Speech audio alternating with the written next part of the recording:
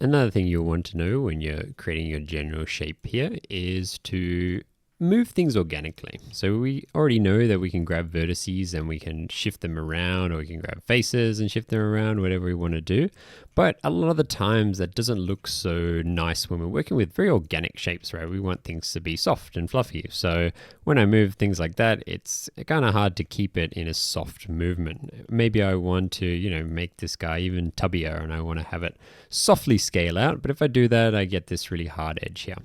So there's a few ways we can kind of mess around with things like that. First way is B on the keyboard. Hitting B turns this into something called soft select mode. So whatever I have selected, there's a little ring around it essentially of a gradient of movement. So from this center vertice, when I move it, everything around it moves at a decreasing rate as we go outside the area of influence. So right at the center, it moves 100%. Here it might move 70%, here 50, and then here 25, and then 0 by the time it gets there. So we don't have any movement outside of that. We can increase this or decrease this range. If you hold B down and left click, you should see a little ring. So I then just drag left and right on my screen and I can control how much I move. So now you can see it's a lot larger, right? I can give him a little bit of a beer gut or something if I want to, and it pulls out that whole area, but it's also affecting the face. So that might be too big. So I hold B, pull it down, something just like this. Now I can kind of just control the belly here and move it around how I kind of want. Sometimes when you do grab this tool first, your area of influence might be like super large, bigger than your screen, and you'll be like, what the hell's happening? Just zoom out and then you should be able to bring it back down into the world.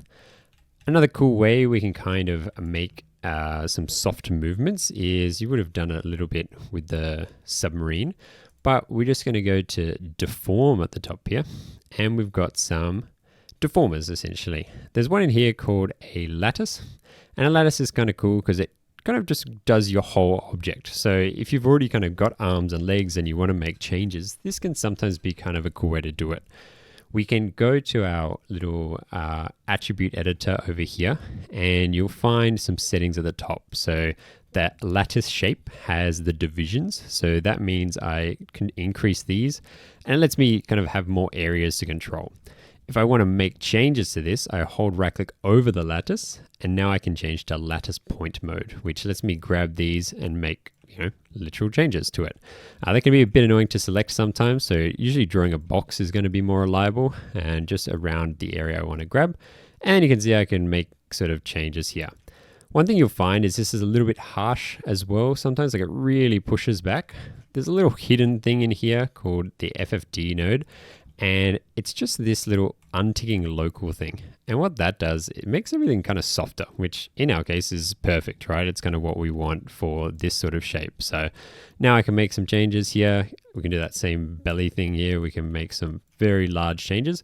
But the cool thing is it does change my whole shape. So I can make him just taller in general and kind of shift that around. Or even if I start rotating this stuff, you can see it's a very soft movement. So those can help you really shape your character. And when we sort of get to the end, before I go, if we do the lattice and you're happy with it, just delete the history on your object. So I click on my object and I go to my little history, little clock, delete that, and now it's gone.